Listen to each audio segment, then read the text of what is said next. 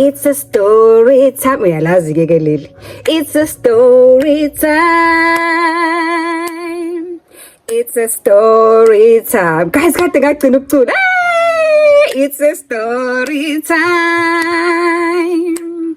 It's a story time. Yeah. Ingoba nginesitori esibu juicy yabona lalela sondele duze mawukuthi ngimfeka isibongo malwandle lwandle kaluwo lolwentshikwani ngizothi sambelelele kude phezulu ngithi sondela story time. Izindaba ziyakha, izindaba ziyahleka, izindaba siyakhulisa, indaba ziyafundisa. Kanti ke nawe if unendaba ufuna ukusixoxela yona, theleka ku DM, ngikhona ku Facebook, ngikhona ku TikTok, ngikhona na ku Instagram, ngifollowisho, follow shindaba yakho. Mawukuthi uyanqena uyibhala phansi uvele uyiVN 0719419417 0719419417 injalo nje, right? Nayo ke indaba sihlale phekwa. Hello, sanibonani Dumelang, igama uZandi, isibongo umfeka umalwandle lo lwandle kalwela lwezibhekane zonihambela le kude phezulu.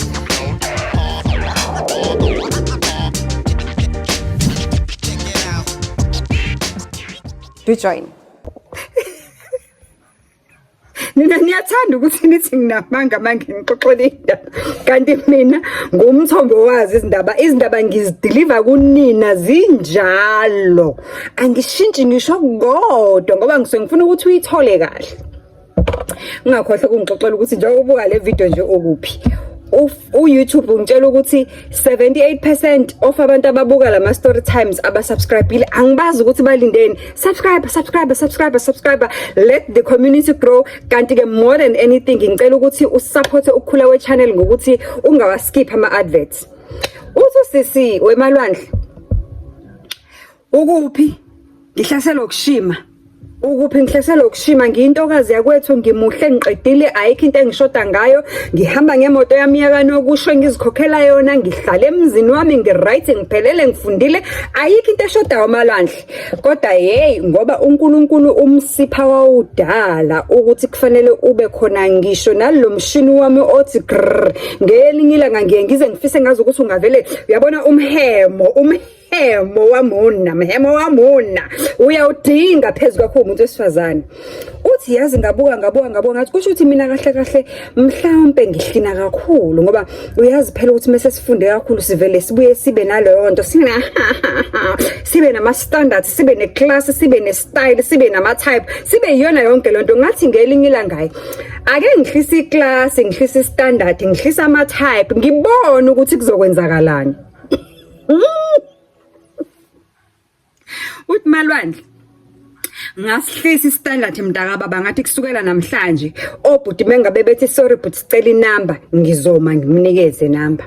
Ngathi malwandle ngizophuma ngihambe ngiyophuza icoffee, ngifike ngihlale ngedwa, ngihlale in an exclusive place, order my favorite food, ngihlale phansi ngidle, ngibona ukuthi akekho yini ubhuti uzofika athi ngicela ukukhokhela ibill.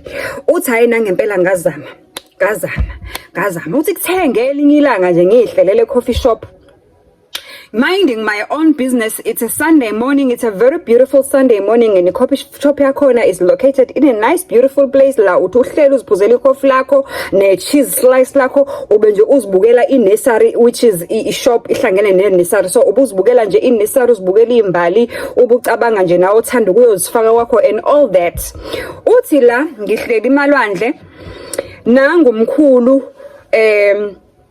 osathenje ukuqina kodwa uyabona ukuthi labo omkhulu laba basezintweni abathanda izinto, uyambona ukuthi njengamanje uzobuka ama plants mhlawumbe ayowatshala or something, mhlawumbe lenhlobo ethanda igardening, and uyambona ukuthi ebeka walk umkhulu, and it so happen ukuthi ngimbonile maka walk down the road eqhamuka from the other place, because indawo engihleli kuyona it's an open view. Ngimbonile maka ehla umkhulu ukuthi hayi ebelula amathambo umkhulu walk impela eza ngapha wazongena e-coffee shop ke ujulukile, uyambona ukuthi hayi ujulukile ke umkhulu ahamba uzibukela ama plants and all of that. Kusho ukuthi nje umkhulu kuvele kuhlangana amehlo mina kanye nomkhulu ngendlela nje engazange iqondakala, futhi nami engangayiqondile ngoba umkhulu ngangingamnakile Nkosi yami. Hayi ngangingamnakile umkhulu malwandle, kodwa ke kwavele kwahlangana amehlo. Uthi avela ngincumela umkhulu. Hawu sasihle isimali sikamkhulu, ancuma umkhulu. Ayibo sasihle isimali sikamkhulu. Amazinga emahle kanje komkhulu. Uthi malwandle yazi ke there is nothing that melts my heart mangabe ngibona umuntu wesilisa onamazinga amazinyo amahle ngoba ngivele ngibona ukuthi kusho ukuthi nokhisi wala ufresh umnandi uyabo. Uthi hayibo ngithi hayibo am I ovulating kwenzakalani umkhulu ngavele ngambona kwakhona izinto ezinyakaza isimali sakhe savele sangishaya ngavele ngaqhaqhazela kwavele kwathi nje kancane ezinye izinto hayibo kwenzakalani la. Uthi hayi nginganaki ngizibe nje ngiqhubeke ngidlela i-cheese cake yami ngisiphele ne-cappuccino yami ngiqhubeke. Umkhulu sengiyezwa uthi uyabona mangabe umuntu amehlo akhe namathele kuwena you can literally feel ukuthi no matter what lo muntu lo amehlo akhe are all all eyes on me. Ungibukile umkhulu solo ke ngibukile ever since and is holding a plant esandleni sakhe and sekucishe kuyacaca ukuthi nale plant uzozayiqathaze phansi phela phela akasayinakile umkhulu iplant usebukene nami malwandle. Uthi kutheke ukuhamba kwesikhathi ke umkhulu ke wasondela wazohlala etafuleni eliseduze nami wabizela yakhe ikhofi umkhulu waqala waphuza. Uthi ngithema ngiqala ngiphakama ngithi ngiya kuzo waitress ezongibuza khona into engisayidinga ngithi mina hayi no angisadingi lutho ngicela ngilethele ibill. Uthi kuthema kuzo waitress ngakumina umkhulu avela sisukume eqale avimba waitress athathe ibill yami ku waitress. Umkhulu is offering to pay for me. Ngithi mina hayibo mkhulu nawe we are offering to pay for me. Ngithi mina no mkhulu khuleka I've got this I can afford to pay for myself. Athi mkhulu no relax young lady let me take care of this bill for you. Uthi hayi nangempela kuvele kube le nto kumkhulu ke uthi sengibuka lento ukuthi ke manje lo mkhulu usekangikhokhela ibill kusho ukuthi manje sengiyaphoqeleka ukuthi it's either I fight ukuthi ngiyikhokhele ukuze ngihambe or it's either kusho ukuthi lo mkhulu vele obvious usezofuna naba. Ngithi what else can I do anyway? Man, let me just relax and put my head down. After all, what do I have to lose out of this situation?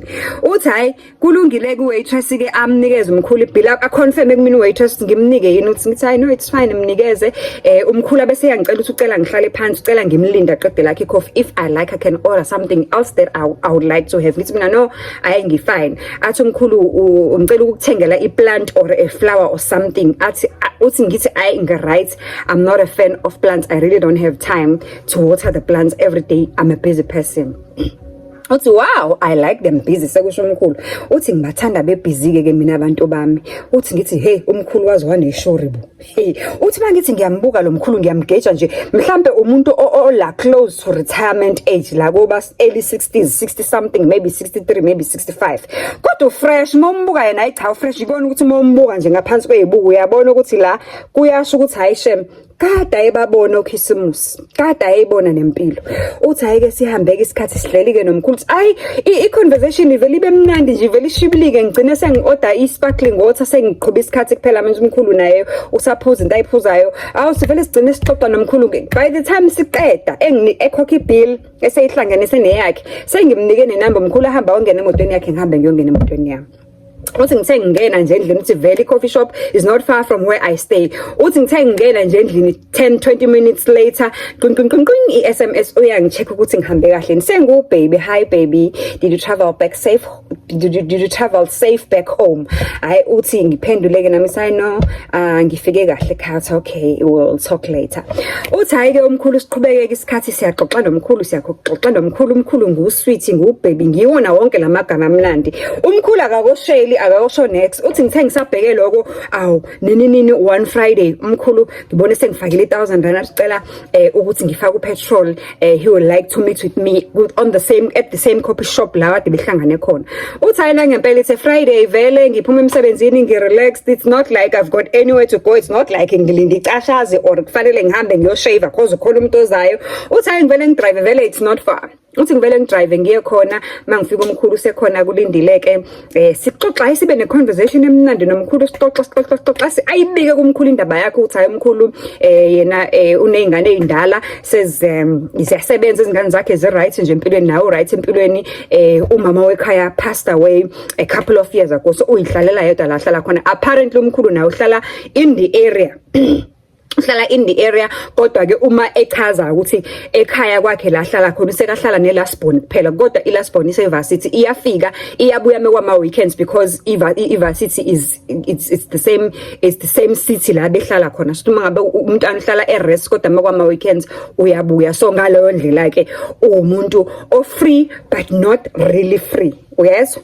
Okay, uthi ayiqhubeke iqhubeka indaba ke siloke siyaxoxa nomkhulu kumnandi hayi kuphela inyanga couple of weeks after a month iphelile ngihlangene nomkhulu hayi ngicine ngithi hayi umkhulu othi ngimnika ichance ke hayi sesiyabhebizisa ke la sesiyalavizisa ke la hayi ke kufike ke isikhathi sokuthi umkhulu ke phela ke manje sekafuna amahlofhlof abuze kumkhulu ukuthi ngihlala nobani ngithi mina hayi ngihlala ne-family and I'm lying njengoba ngithi ngihlala ne-family angimfuni kwami what business does he have with coming to visit to my place if yena engenayo indawo kwakhe nami anginayo indawo kwami athi pho manje mangabe sifanele sibonane sowenza kanjani sohle sibonane ema-coffee shop kanje sithi mina hayi a man will make a plan ngisho nje kanje ke a man will make a plan if you really want to be with me you'll have to do something about it uthi umkhulu ke hayi ke iphela i-conversation engaloyo langa iqale ngelinye ilanga mayiqala ngelinye ilanga umkhulu athi hayi ucabangile kusho ukuthi the only way that they can actually be able to meet is ukuthi umkhulu will have to book a B&B, a local Airbnb or something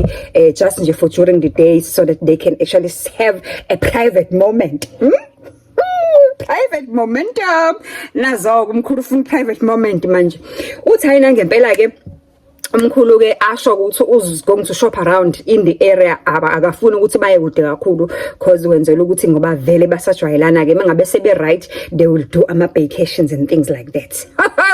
Okay, fine. Uthi ke amtshele ukuthi ambuze ukuthi ngosuku ukuthi ume kanjani hayi ke bayiplan into yabo ke uthi kusisi ke uthi hey lapho ngawugcina nini umhemo wendoda uthi yazi sengi excited nangendlela lo mkhulu romantic ngakhona njengendlela akhuluma mnandi ngakhona nje uyambona nje ukuthi umuntu ocaring yabo umuntu engazi ukuthi uzongiphatha kahle yena uthi yimi loya yangibheke clicks ngiyofuna izinto zakhona ngiyothenga onohe ibheka khwapha lami lavelela clean lafana naleli likamalwandle ngathi wena igce ngayishaya yacwebezela uthi ngazibona wena ngazibona uthi ngaqala ngama casual uthi ngaqala ngathi hold and 5 and 6 and 7 and 8 if you don't know what I'm talking about go check my shots because nginawo lo exercise hold don't forget to breathe 6 and 7 uthi ngaqala ngenza hayi phela I'm getting ready ayibo kade ngaphuma egemini mhlawumbe seyikhuntile seyinesikhunta kwazi bani uthi hayike ngazilungiselela ngawo thenga nezinto zami ezinuka kamnandi phela ukuthi ngibe right ukuthi kusemini it's just for a couple of hours ngoba phela sasivumelene ukuthi hayi into yasemini mase say right we'll just do into ya long weekend and stuff like that uthi hayina ngempela ke lifika usuku olingayiliyo ke ngipheke ke ibheganyana yami ukuthi ngifreshen up phela mangabe sesiqedile ke ukwazana kangcono nomkhulu tsabe lady phela mina ngiyazithanda amalwandle uthi hayike fike kumkhulu ngithi mangifika nje umkhulu sefikile uthenga ama goodies ama nice ama feature phela sizobe siwadla sixoxa because nje uthi babebhookile nje for ekseni from 10 up until like 5 nje they were chatting and watching TV and bayaxoxa yabona nje baxoxa nje bahlebelana ama sweet nothing ngoba phela bayasazana and busy bayahlafuna ngapha bayahlisa ngapha abuze kumkhulu you don't want anything else is there anything else that we can order apart from what I've bought uthi omunye inside ngi right mkhulu ngisharp it's fine uthi hayike okungapheli kuyahlola sifike isikhathi ngicela ukuyifakela izibuko bukani guys izibuko zami ziphukile kodwa le ngoba kufanele niyitholile ziphuke ezinje iplan kumele malenze ukuthi le ndaba ngicela ukuyifunda ngoba nina uthi hayike iqala indaba enkulu malwandle uthi umkhulu asondele eduze kwami uthi umkhulu makasondele eduze kwami sengiqhubha ngesingisi sembhali ke manje lalela ulalelelisisi uthi umkhulu close his mouth and just push it towards mine how hayibo mdala is kissing me with his mouth closed bethunana mdala is kissing me with his eyes closed literally sealed. I thought I'll get, one of those passionate kisses while undressing. Nope. Umdala undressed himself and said, come. There he was undressing and very cold, just curious how this day would turn out. Mdala was already breathing heavy from what I don't know. seyaphefumula umkhulu kodwa kwaze ukuthi sakaphefumulise yini kangaka uthi hey ngithe ngisabheke lo breathing he got on top 2 weak strokes 1 2 mkhulu done hayibo like that I'm just bored just lying there with my punani wondering what is happening but what was it how we took a little break and got back I tried putting it from the back while he was sleeping facing same direction he was so surprised asking what are you doing uthi and I laughed I knew right there, Khore, I'm doomed. I just laid there thinking of my Tupperware and my friend didn't return during the time we were having a party and the sneakers that I didn't wash in my wardrobe. By the time he was head over heels in love with me, cool. I don't even know if there will be a next time or what. I don't believe on the sex partners that people keep talking about. Maybe I'm old-fashioned, but someone has at least lied to me and told me that he loves me. Mdala, I know that he loves me. Even though he doesn't have money, he'll give me 100 rand and I'll smile and say thank you. The first time I told him how much is my bond for my house, he nearly fainted because he was like it's almost tripled to his pension money that he's getting currently in his pension time.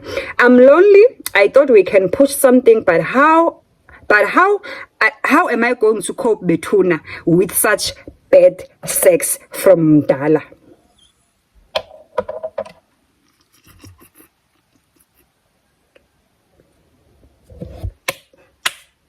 Me wash hands. Me like Pilato. Me wash hands. Yes, why? Me hands wash.